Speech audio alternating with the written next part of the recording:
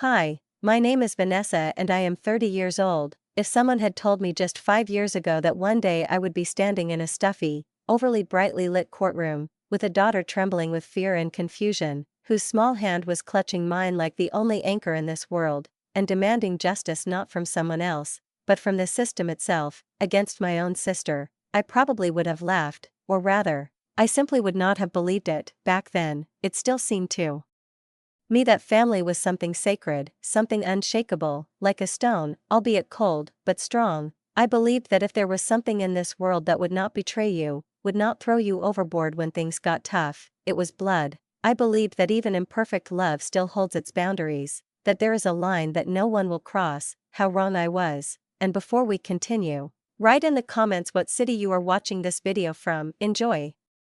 I have kept silent for most of my life. I learned this early, realizing that frankness in our family is a luxury that is paid for with pain and condemnation. I was the inconvenient daughter, the one who could not smile on command, did not bring home medals and certificates, did not strive to be someone who could be shown off to guests like a trophy. I was not Harper.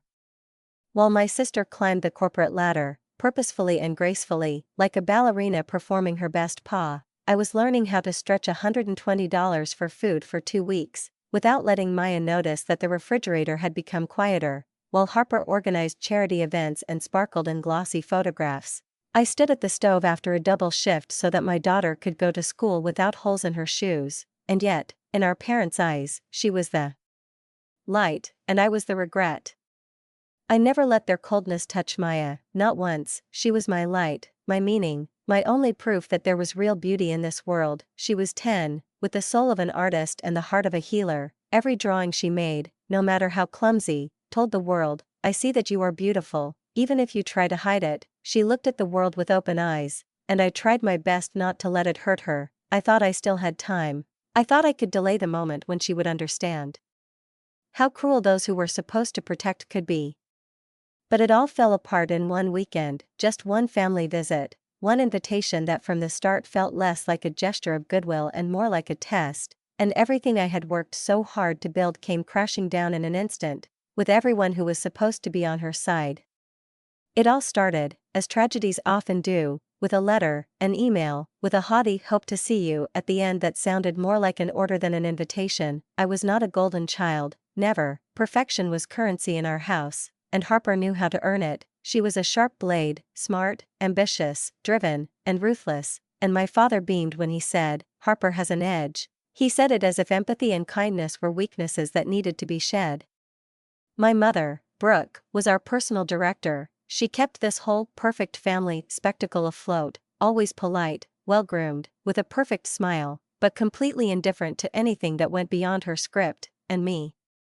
I was not a rebel. I wasn't a wild girl. I was just different. I loved silence, books, the evening light on the walls. I asked too many questions. I didn't fake smiles when company came over, and I refused to learn to waltz for the sake of yet another dinner party.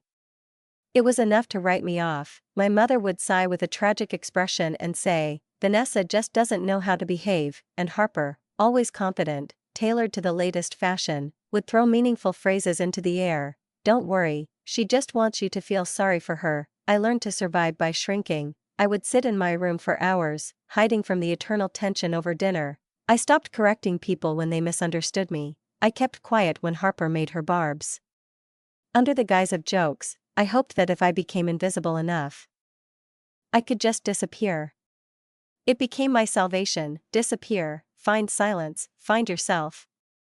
I met Kevin when I was 20. He was gentle, considerate, and most importantly, he never looked at me like I was a mistake. He listened, he waited, he never demanded that I adapt. We got married a year later, no fanfare, just a courthouse and a modest dinner. My parents came because Harper insisted, and they brought a check for $1,000 and a speech that included the caustic line, "Who would have thought that Vanessa would get married first?" Miracles happen. I just chuckled then. I didn't care. I knew what it was all for. For Kevin, we rented a cozy apartment, lived modestly, but truly. I finished my studies in the evenings. He worked in logistics. We were building our little happiness. And then Maya was born. When I first held her tiny fingers in my palm, I silently vowed that she would never feel unwanted, never shrink herself to survive, but life it likes to test our vows. The happiest 3 years of my life. We laughed, drew, read stories. Kevin adored Maya. He would come home tired, but he would still pick her up, help her choose paints, draw entire universes with her. We didn't have much, but we had love, and it was more than I ever had as a child. I thought we had built something strong. And then one rainy Thursday evening, I still remember that moment with painful clarity, the police at the door, faces full of regret, the hum of the refrigerator, as if the world had shrunk to a single point, and Maya, holding a stuffed rabbit. "Mommy, why are you crying?" And I didn't know how to answer her. How do you explain to a child that an entire universe had just ceased to exist? The months after that were like a thick fog: papers, bills, emptiness.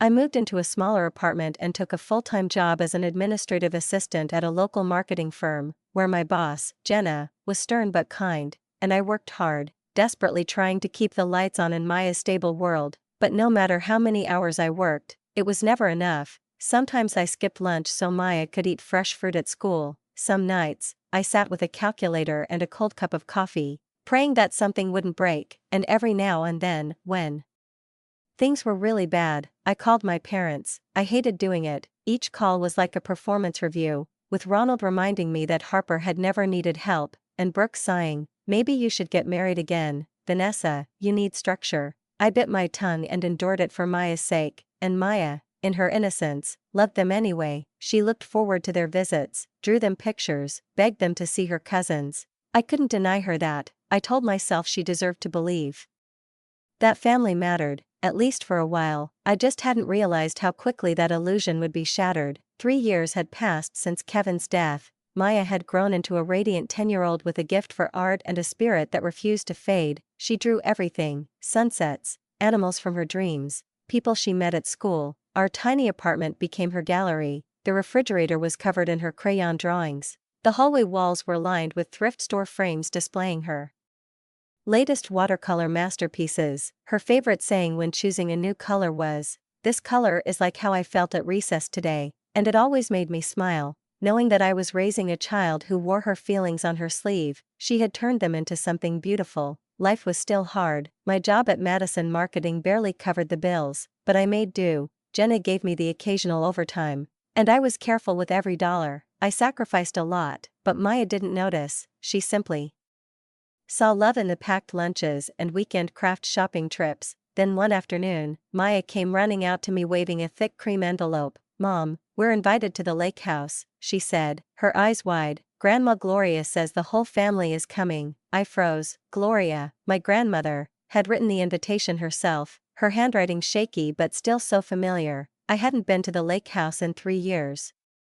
Always making polite excuses: Maya's fever, a deadline at work, car trouble. This time, I had none. Maya was beaming. "Can I borrow my sketchbook? I'd like to draw a lake and ducks, please." I wanted to say no. Every part of me screamed no, but how could I suppress such joy? How could I tell her that the people she considered family had never treated me like one? That they had made me feel worthless for as long as I could remember? "I guess we're going to the lake," I said, forcing a smile. When I told Jenna, she looked at me with complete disbelief. "You're serious about going back there, Vanessa? They've never been good to you." "I know," I said quietly, "but Maya deserves to have faith in her family, even if I have to stand between her and the fire." Jenna didn't argue. She simply nodded and handed me a cooler from her trunk. 3 days, she said, "and if anything goes wrong, call me." I wished I'd listened to the part of me that was still shaking inside. That morning, as we left, Maya could barely contain her excitement and anticipation. She'd put on her favorite butterfly print dress, packed a sketchbook, watercolors, a new pack of markers, and a small tote with her name written in glittery letters. She bounced in the back seat, her voice a constant stream of questions. "Will Aunt Harper be there? What about Grandpa? Can I go swimming? Will there be ducks?" "Yes," I said, gripping the steering wheel harder than necessary. "Everyone will be there." I didn't tell her that the last time I'd seen Harper, she'd introduced me at a charity event as Mike's sweet, underachiever sister. I didn't tell her what Ronald had once told me, when I'd called Rank to ask for help. "That's why people like Harper succeed, they plan, you depend." I didn't explain how Brooke had once said to me over tea, "You're always so sensitive, Vanessa, that's your problem." Instead, I drove along, repeating the same sentence to myself. 3 days, 3 days you can live. As we pulled into the long gravel driveway, I saw their cars first: Ronald's black Mercedes, Harper's immaculate white BMW, my own 12-year-old sedan looking out of place next to them. The lake house itself loomed in the distance, 3 stories of polished cedar, a wide porch with rocking chairs, and tall windows looking out onto the water. It was beautiful, of course, but it had always seemed cold. To me, Maya, of course, beamed. We're here, she called, unbuckling her seatbelt before I'd even turned off the engine. Can I go look at the lake, please? Wait, I said, let's just bring our bags in first and say hello. As we approached the porch, the door opened with the grace my mother seemed to have spent her entire life honing, and Brooke stood there, perfect as ever, as if she had just stepped out of a summer resort catalog: crisp white linen trousers, pearl earrings, neatly coiffed hair, and a strained, almost sterile smile. Well, look who's here, she said, with that icy tenderness she skillfully wove into every word, as if there were steel between the sentences. We thought you'd changed your mind. Without looking her in the eye, I murmured, traffic, and then heard her sharp, glassy response, some, with a slight, almost invisible, mockery creeping into her voice. She gave me a quick, tight hug, reserved, as if establishing a temporary truce, and then leaned toward Maya, her face suddenly softening. There's my little artist, you've grown so much. We walked inside, and the familiar hum of voices struck our ears. The clinking of glasses, sharp phrases, half questions, the discussion of stocks, as if we were at a business club and not a family gathering. In the living room, by the fireplace, sat Ronald, surrounded by uncles, all in blazers, talking in low voices and gesticulating with the air of people discussing the most important events on the stock market. He looked up, saw me, nodded briefly, and without saying a word, returned to the conversation. He did not even consider it necessary to say hello. Harper emerged from the kitchen, right on schedule, looking perfect as always in her royal blue blouse that shone in the sunlight and probably cost more than I could afford to spend in a month. Well, this is my favorite niece, she said, leaning down to kiss Maya's head, her voice theatrical, almost false. Then she turned to me, a thin, professional smile on her face. Still in marketing? I replied calmly but with dignity, actually, I got promoted last month. She just nodded, her O sounding flat, as if she hadn't heard anything worth noting. That's something. Then, without missing a beat, she added, I just closed a 7-figure deal with a healthcare startup. Her gaze darted to Ronald. Daddy told everyone. He patted her back proudly, as if she were a champion on a podium. That's my girl. Harper goes after what she wants, just like I taught her. I smiled tightly and, without answering, took Maya's hand and led her upstairs to the smallest room at the end of the hall. The windows didn't look out onto the lake like Harper and Skylar's rooms, but onto an old gray picket fence covered in moss. I wasn't complaining, I'd expected it. As I unpacked my suitcase, Maya was already arranging her paints on the windowsill. I want to paint flowers, ducks, even Aunt Harper, she said, beaming. I forced a smile. Sure, honey, just remember, not everyone likes the way they look in pictures, so be kind, okay? She nodded, tilting her head slightly. But I paint what I see. I leaned toward her and whispered, I know, that's what makes your art so special. That evening, we were all gathered around a long oak table in the large dining room, which was as gleaming and ornate as if it had been designed for the cover of a home decor magazine. Crystal glasses, flickering candles, neatly folded linen napkins, and windows that reflected the dark surface of the lake. But even this beauty couldn't hide the tension in the air, as if before a storm. As always, Harper was the center of attention, talking about market trends, her latest promotion, the youth leadership program she oversaw, and how she now had an office overlooking the river. Ronald and Brooke listened with that glow on their faces that I only saw in their eyes when I heard the name Harper. They nodded, they exclaimed, they asked clarifying questions. It was all a show, flawlessly staged, with no pauses or flaws, and every line returned again and again to Harper's accomplishments. I sat quietly, almost unnoticed, at the end of the table next to Maya, who was using someone else's pen to draw a tray of desserts on a napkin, her tongue hanging out, her brows drawn together in concentration. I felt Brooke's eyes on me, long and appraising. She leaned toward me and whispered, she seems very energetic. Are you sure she's not overexcited? I answered evenly, she's fine, she's just happy to be with her family. My mother nodded, but the quiet HM? slipped under her breath, as always, her way of showing that she didn't believe it but didn't want to spoil the picture. After dinner, the adults moved to the fireplace with glasses of wine and memories, acting out scenes from the past as if they were part of a play being performed just for them. I stayed in the kitchen, clearing away plates, trying not to make any noise, so as not to attract attention. My cousin Donna came up to me, still quiet, with a hesitant smile. Megan stood next to me. "You haven't been coping since Kevin came along," she said softly, as if making a diagnosis. "Our mailroom is hiring, not many, but steady." I forced a smile. "Thank you. I'm basically running a small project team right now." "She's been a good fit." Donna patted my hand lightly, as if to say, "God bless you," though she said no more, but I sensed she meant well. And yet, yes, stability is important, especially for single mothers.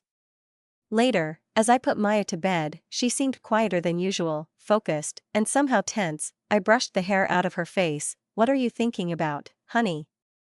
She looked up at me with her big eyes. "Cousin Skylar said I was weird because I drew people, and Aunt Harper said girls shouldn't take up too much space." I gritted my teeth, but my voice remained soft. "Your drawings are beautiful, Maya, you are beautiful, and don't ever let anyone make you feel less than you are." She nodded, but her eyes lingered on the sketchbook.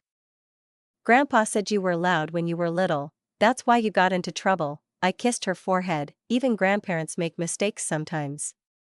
That night, I couldn't sleep. I lay in the dark, listening to the laughter coming from the terrace. Harper's voice, clear and strained and familiar. I went outside to get some air and realized how fragile my illusion of peace had been. I thought I could last 3 days, but deep down, I knew I shouldn't have come. The morning came, golden and gentle, as if the sun itself had decided to give me a break. Maya was already up, wearing a yellow dress with blue butterflies, her hair pulled back neatly into a ponytail. She was putting her sketchbook, markers, brushes, all her treasures, into her bag. "Uncle Derek said there would be waffles," she said, beaming. "Can I bring my art supplies downstairs? I want to show Grandma my flower drawing." "Sure," I said, kissing the top of her head. "Just be careful, don't let the syrup get on your masterpiece." The large room was buzzing with conversation, a multi-voiced background of laughter, light chatter, and the clink of plates, with the occasional loud exclamation, as if the atmosphere itself were trying to hide the tension that had been spreading between us. The catering team, hired, no doubt, not without Brooke's knowledge, were bustling about the huge buffet, which was already piled high with omelets, golden waffles, fruit, yogurt, and all the other things that one would normally find in a hotel, a house where no one ever wanted to get their hands dirty, even when it came to making pancakes for their granddaughter. Ronald, as expected, occupied the place of honor at the head of the table, half his face hidden behind a recent copy of the Wall Street Journal, scanning it with the same attention one might give to a prayer book. And Harper, always in the right place at the right time, sat by the windows, talking enthusiastically about investment properties in the Napa Valley, as if the breakfast was not family but potential investors. "Good morning," I whispered, stepping carefully into the room, not wanting to disrupt any of the elaborate rituals. "Coffee at the—" I began, cutting myself off. "By the window," Brooke said, not looking up from her plate, as if her glance was too valuable to be given for free. Maya darted toward the kids' table in the corner, where her cousins were already tucking into strawberry waffles and arguing over whose portion was better. I poured myself a cup of coffee, gripping it tightly with my fingers as if it might lend me some stability, and spotted Derek tweaking something against the wall. "Black wires, speakers, a laptop, still recording?" I asked quietly as I passed. He glanced at me with a tired half-smile. "Dad wants all this documented, family moments, natural connection." I raised an eyebrow. "Natural," I repeated to myself, almost out loud, the word feeling especially false in light of everything around me. When we were all seated, I looked for Maya and saw her sitting right on the floor by the children's table, perfectly happy in her own world. She was drawing with her sketchbook open, glancing at the adults, humming a melody under her breath every now and then, which she most likely had made up herself. Her fingers deftly moved the brush, and her eyes darted from face to face, memorizing, catching, absorbing, and in a moment, just one moment, everything changed. Maya giggled and, turning to Skylar, her cousin, said cheerfully, "Look, it's Aunt Harper." She held up a drawing of a tall woman with a furrowed brow, arms crossed over her chest, And that squint that in our family meant one thing, an upcoming grade.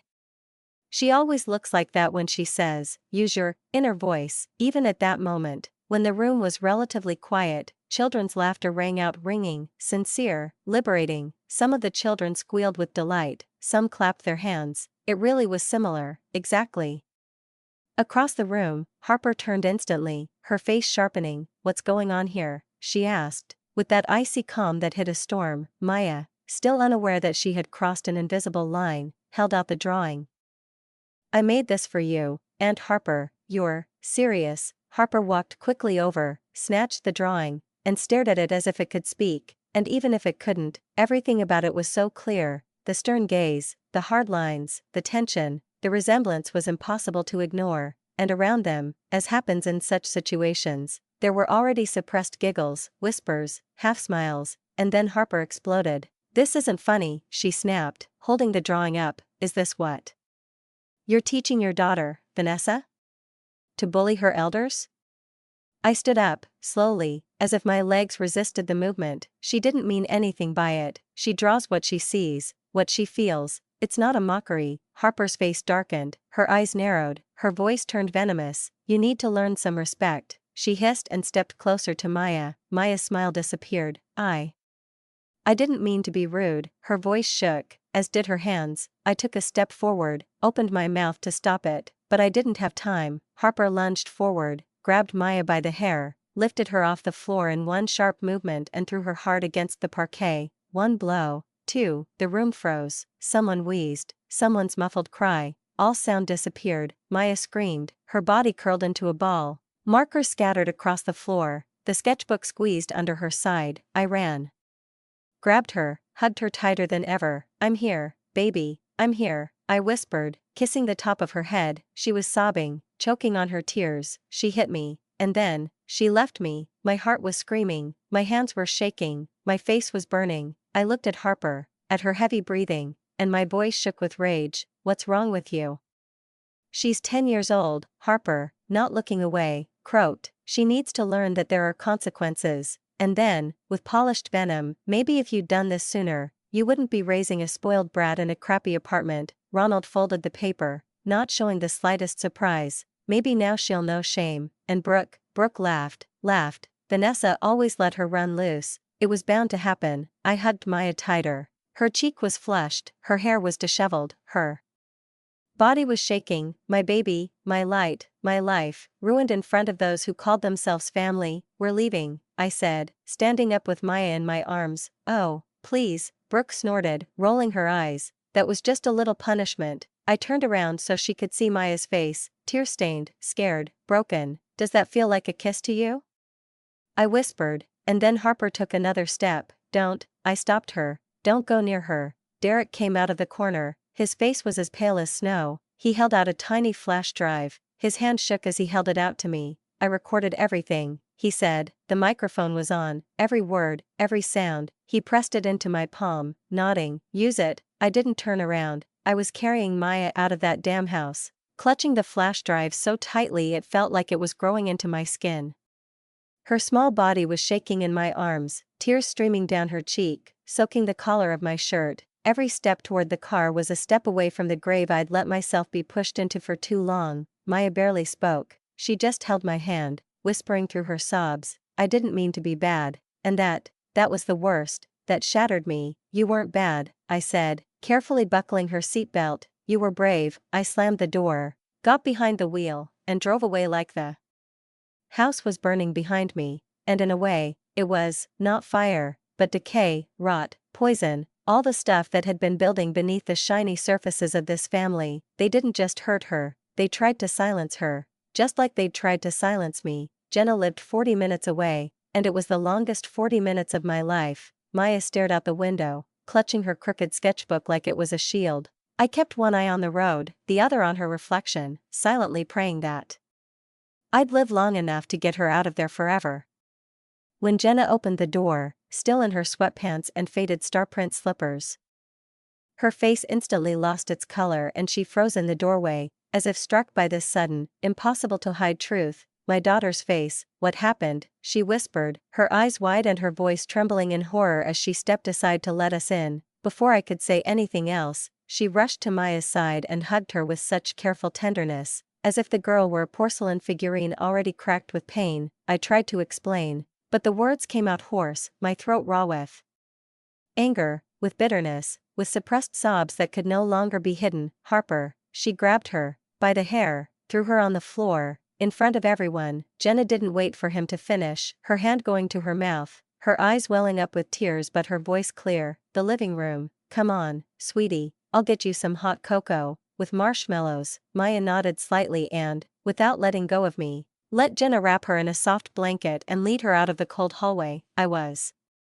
left alone, exhausted, as if wrung dry, and when their footsteps faded away, I let myself collapse onto the couch, feeling my body finally give in to the weight of what had just happened. I was shaking, as if I'd just stepped out of ice water. With a heavy sigh, I pulled the flash drive out of my coat pocket and placed it on the table in front of me, a small plastic rectangle that held not just a recording, but the truth. It's all here, I said, staring into space, the slap, the screams, my parents' laughter. Every second, Jenna came back and sat down across from me, her face like granite, full of compassion and fury. Then we'll use it, we won't let it go, Vanessa, not this time. Later, after Maya had fallen asleep in the guest room, curled around her sketchbook as if it were a talisman to ward off all evil, Jenna and I sat at the kitchen table, over mugs of still hot tea. I told her everything, unedited, unvarnished, every cutting remark Brooke had made, every belittling remark Ronald had made, every chilling smile Harper had given me, which I now understood was always a prelude to a moral blow. I don't want revenge, I whispered, as if afraid even the thought might poison what I was fighting for. I just want to protect Maya, to keep them from ever getting near her again. Jenna nodded, not looking away. Then we'll do it right, start with a child psychologist, then the authorities, then a lawyer. And for the first time in a long time, the fear inside me began to recede. The next morning, I made my first call. By noon, I was sitting in the cozy office of Dr. Aaron Collins, the child psychologist Jenna had recommended. The room was warm, almost homey. Watercolor landscapes with soft clouds adorned the walls, books lined the shelves, and a shabby stuffed rabbit dozed on the windowsill, as if waiting for someone to trust it again. It was a place where children could breathe, a place that Maya needed right now. Dr. Collins greeted us gently, with understanding. She didn't ask Maya any direct questions, just suggested that she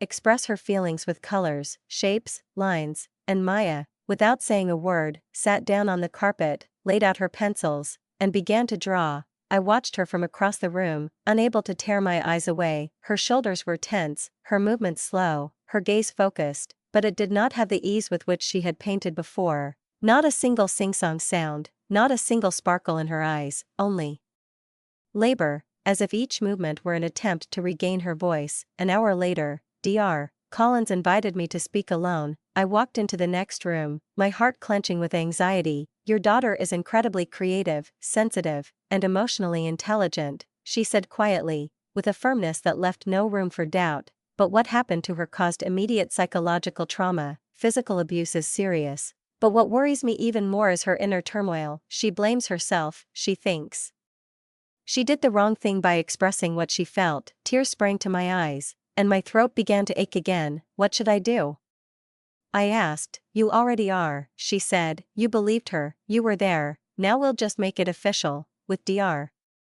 Collins's written report in hand, I filed a report with Child Protective Services that afternoon. I attached the USB stick with the recording and Maya's drawings, the ones she'd made in the psychologist's office, with the caption, "This is how I feel." The CPS agent, a man with a tired but kind face, listened attentively without interrupting, his silent nod, his hand writing down, his gaze full of respect where the first glimmer in the tunnel I'd entered 3 days earlier. You did the right thing, he said at the end, and we're going to take this very seriously. Later, at the office of Edward Harper, the lawyer Jenna had put me in touch with, I laid it all out. He reviewed the tapes, listened to my story, studied the medical reports. This is a strong case, he said, clasping his fingers together. You have everything: audio evidence, psychological testimony, written statements, the behavior of the family, especially the parents, demonstrates not just indifference, but systemic emotional insecurity. I shook my head. I don't want money. I don't want a big trial. I just want Maya to be safe, and for Harper to understand that this wasn't punishment, this was abuse. He nodded. Then the first thing we do is protect your daughter. We're filing a motion for an emergency restraining order today. That night, I put Maya to bed at Jenna's house. She clung to me more tightly than usual, her voice thinner than the wind. Are they coming here? She asked. I brushed a strand of hair from her forehead and said as firmly as I could, no, they're not allowed near you anymore. You're safe now. Maya smiled for the first time in days, and I held her close, letting that moment heal what could have been irreparable. The formal restraining order was approved within 48 hours. Harper was now legally forbidden from coming within 200 feet of Maya, her school, or any public place we'd been. The document was more than just paper to me. It was a thin but impenetrable shield. I could breathe again. But the silence didn't last. Just a few hours after the legal papers were delivered to my parents' house, my phone vibrated. It was Brooke. I stared at the screen until the ringing stopped, then it started again, and again. The third time, I answered, not out of curiosity, but out of a sense of direct challenge. Her voice was icy, dry, without a hint of motherliness. How dare you go so far, she hissed. Are you really trying to destroy a family over a childhood misunderstanding? I inhaled, slowly, almost painfully. She hit my daughter. She grabbed her by the hair and threw her on the floor, in front of everyone. And you laughed. Silence. And then, mistake, she snapped. Children need discipline. She needed safety, and you embarrassed us. Brooke was silent for a few seconds, then said with puzzlement and determination, you'll regret turning your back on us, and hung up. A few hours later, there was a second call, this time from Ronald. His voice was too calm, as if he were trying to hide something devastating. We can work this out privately, he said. Harper is willing to apologize. We'll pay for therapy. Let's not get drawn into the courts. You don't want to damage your family's reputation, do you? But my voice didn't waver. You stood by and watched your granddaughter get attacked, and then you justified it. There's no us anymore. The news spread quickly. The extended family began to whisper. Ronald's business circle began to ask questions. Harper's image as a successful executive and a flawless leader was in tatters. Her company's board asked her to take a leave of absence. Her appearance at a women's summit was cancelled, and clients began to back out of deals. Edward filed for a long-term protective order, including the recording, Dr. Collins's evaluation, the prosecutor's report, and my affidavit in his evidence. This wasn't retaliation, it was consequence. Back at Jenna's house, Maya slowly began to heal. Her laughter would return in short bursts. She would pick up her paintbrushes again, and at first she would paint only flowers or skies, avoiding images of people. It was okay. Her light was coming back, and I was there, building a new world where her art could grow, and where she was never afraid to be herself. With legal protections in place and toxic relationships severed, I decided to leave Madison marketing, not because I couldn't take it, but because I now needed the freedom to work on my own terms. For years, I had boxed myself in just to survive, but now I needed peace, and for Maya's sake and mine, I began freelancing, creating marketing strategies, branding, and online campaign plans for small businesses. Skills that had once seemed unimportant now brought real value and decent pay. Meanwhile, Maya blossomed. We moved into a sunny apartment with a small balcony that overlooked a community garden in the morning. I let her paint the walls. Within a week, one wall was a forest of flowers, another a watercolor sky. Every dawn, she woke up wanting to create. One evening, while folding laundry, I noticed her new drawing on the table. 3 figures, Maya, me, and Jenna, and a man standing off to the side, smiling softly, holding a device. That's Uncle Derek, Maya said, noticing my gaze. Because he helped save the day, I was speechless, only tears. A few days later, Jenna came in with brightly colored flyers and said, there's a children's art exhibit next month, and clicked on the page and showed it to me. I think Maya should come in, and though I hesitated, what if it was too early? Maya heard us from the hallway and ran in with a notebook. Can I please? I want to draw the truth. Jenna and I exchanged glances, and I nodded, yes, baby, you can, and so she did. Every evening for the next month, I created on the balcony, listening to music, feeling the wind, asking questions about light, shadows, the movement of a video image. While I sat nearby, working on my laptop and silently watching her strength grow stroke by stroke. On the eve of the exhibit, she presented her latest painting for the first time, and it took my breath away. The canvas showed a gathering of people at a long table, a girl standing in the center, holding a drawing, surrounded by blurry figures, some laughing, some frowning, one woman reaching out to her in anger. In the foreground, another woman kneeling with her arms outstretched, her eyes full of love. The girl's face expressed fear, courage, grief, and hope. I just stood there, not saying a word, and Maya said quietly, "That day I learned that being brave sometimes means saying enough." The day of the exhibition arrived, clear skies and a gentle breeze, as if the world itself had stopped to honor the moment. She wore a pale yellow dress and a blue ribbon in her hair. She carried the painting like a treasure, and the room was simple but warm, filled with works by children, proud parents, and visitors, and the sound of classical music rang out overhead. Maya's painting was hanging in the front row, and once we had it set up and labeled, she stepped back and took a deep breath. Done. People came in at first, then lingered. A small crowd gathered around Maya as she began explaining her work to anyone who came up, how colors reflected confusion, how open arms meant safety, how art could speak truth when words couldn't. One woman, tears in her eyes, lightly touched her arm and said, "Your painting is like something I've experienced." Then a local reporter approached her with a microphone and invited her to participate in a segment about the community. Maya's eyes widened. "This is your story," I said. "This is your choice." She nodded. When the camera rolled, she stood next to her painting and quietly said, "This is about what happened to me and my mother. Sometimes people hurt, even the ones who say I love you, but we've pulled ahead, and now we're painting instead." There wasn't a dry eye in the room. Later that day, a judge for the show, a well-known children's book illustrator, came over and handed Maya a business card. "If you want to work on a real project, reach out. Your art isn't just craftsmanship, it tells stories, important stories." Maya held the card up like a gold medal. "Can you really do that?" she asked me that evening, and as I looked at her in the rearview mirror, I saw her sitting up straight, smiling to herself. A radiant light of hope. "You're already doing it," I said.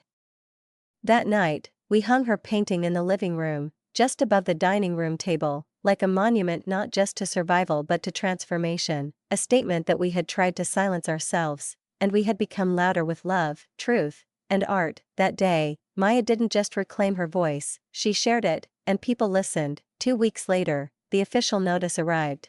A long-term protective order against Harper had been approved and was in effect, permanently banning her from coming within 200 feet of Maya's home, her school, or any public events. But the consequences went beyond the legal ban. Harper's career as a polished leader was in tatters. After the tape and media coverage, she was asked to resign, pulled from speaking engagements, and had her clients pull out of deals, sponsorships, and business relationships.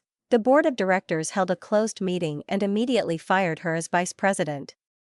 Meanwhile, Ronald, Brooke, and my family tried to minimize the damage, pushing back on rumors that the situation was exaggerated, that I was overreacting, but it was too late. The truth was too loud to ignore. Then I received a late-night letter from Brooke, a long, regretful, guilty letter, veiled pleas for a family reunion, and promises of a second chance, but I didn't respond. I clicked archive and hid it in the closed chapters folder, closing my laptop. We weren't rebuilding a broken family, we were building something new, independent of lineage and titles. That same week, Maya was accepted into a special summer art program for gifted children. A member of the exhibition's jury had secretly submitted her application for a fully funded scholarship based on talent and potential. When I broke the news to her, her eyes widened. "Does that mean I'll get to paint even better?" she asked. "You can grow as bright and tall as you want," I said, kneeling next to her. Her face exploded with joy I hadn't seen since Maya first picked up a paintbrush. That evening, we celebrated with hot cocoa and fresh cookies. On the wall beneath the painting, Maya wrote one word in blue chalk: rise. Because now we weren't just surviving, we were rising. Spring had entered our home, softly and quietly, like a friend bringing a new beginning. Our apartment was filled with light and the scent of paint as Maya spent her days preparing for the program, sketching on the balcony, experimenting with watercolors, and talking about her dreams as she painted. I watched her confidence return with each brushstroke, her laughter grow louder, higher, because she wasn't just experiencing trauma, she was floating above it. My consulting business also took off, as word of my services spread through Jenna's network of clients and small businesses around the world. I began getting invited to virtual strategy sessions. People who had once seen me as a fragile single mother now valued my expertise and paid for it. I had nothing to prove anymore. I was working on my terms. Then one morning, a letter arrived from the city's art academy, an official invitation. Maya had been chosen as the featured young artist at an upcoming gallery fundraiser to benefit trauma-affected children. They asked me to speak at the event, just for a few minutes, to tell them how her art had been born out of pain and turned into healing. I hesitated. Public speaking had never been my strong suit, but Maya looked at me with understanding and said, "You don't have to tell me everything, Mom, just tell the truth." So there I was, standing in front of people, art lovers, donors, and families, in a softly lit gallery on a Friday night, my voice unwavering as I spoke. Maya's paintings adorned every wall, sunlit fields, children's faces, skies filled with emotion. Beneath each work was her signature and a line in her hand, one painting in particular silenced the room, the one they couldn't steal, a young girl holding her mother's hand as they walked away from a house that was fading into soft, fading colors, surrounded by meadow flowers, hands clasped, eyes fixed on the distance. I told her that I had been told that I was a disappointment, that I would never be enough, but my daughter didn't believe it. She had taken her pain and turned it into beauty, spoken the truth when the world demanded silence, and reminded me that it is we who choose what defines us. The audience applauded not just for us, for Maya, but for every child whose voice had ever been silenced, and every parent who had dared to stand. Later that evening, the gallery director approached us with a proposal. A book of children's art, Maya's work, accompanied by short reflections, would be printed and distributed to schools and libraries across the state. Maya's eyes filled with wonder. "Mom, is this true? Can we do this?" she asked. I nodded through my tears. "Of course, baby. The world needs your colors." That night, before bed, she laid a draft on the kitchen table, the first page of what she would call the canvas of courage. It was beautiful. Summer arrived with golden skies and the quiet hum of a newfound peace. Maya attended art mentoring every Saturday, waking up early, tying her hair in a ribbon, clutching her sketchbook tightly in her hands as if it held her soul. I brought her a sandwich and waved goodbye as she entered the academy, each step echoing confidence rather than fear. She was no longer just healed, she was blossoming. The children's book Canvas of Courage has been officially adopted by the Children's Mental Health Foundation and is scheduled to be introduced into school and library programs. When I told Maya about this, she asked one question: "Does this mean other kids like me won't feel alone?"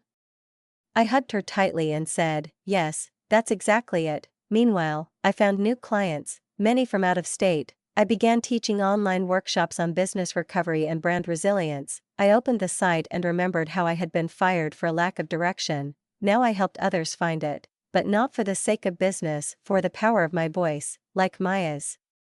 One day in July, we visited the children's hospital where she had donated her art supplies a few months earlier. They were unveiling a mural she had painted. "Hope grows here," sunflowers, children with paintbrushes turning clouds into stars. Maya stood nearby, wearing a pale green dress and a gold pendant, the paintbrushes Jenna had given her. She spoke into a microphone. "I painted this because I know what it's like to be afraid, but I also know what it's like to be strong. When someone tries to take away your colors, you can make new ones, you can keep growing." Doctors and nurses were crying, parents were holding their children. One boy with leukemia was holding a copy of Canvas of Courage and whispering, "This helps me feel uninvisible." On the way home, Maya asked, "Mom, can they really see us now?" I looked at her in the rearview mirror and said, "They don't just see us, they'll never forget." It was true. A few weeks later, I received a certified letter from Ronald and Brooks's attorney, a final attempt at reconciliation, a legacy, diplomatic words disguised as sincerity. I didn't even finish reading it. I filed it in my closed chapters folder, next to the letter I'd written them but never sent. That letter had read, "You didn't break me, you ignored me, you humiliated me, and you hurt my child." You laughed when she cried, but we walked away, and in doing so, we found things you will never understand: freedom, joy, truth, and love. We don't need your name, we've created our own. It was our final chapter. From that moment, a new one began, not about pain, but about the love we had chosen to cultivate. A few days later, Maya painted another picture, a solitary sunflower rising in the rain. with gold letters underneath, "Rise and keep rising," and then I realized what I knew. Deep down inside, we had not only survived, we had life.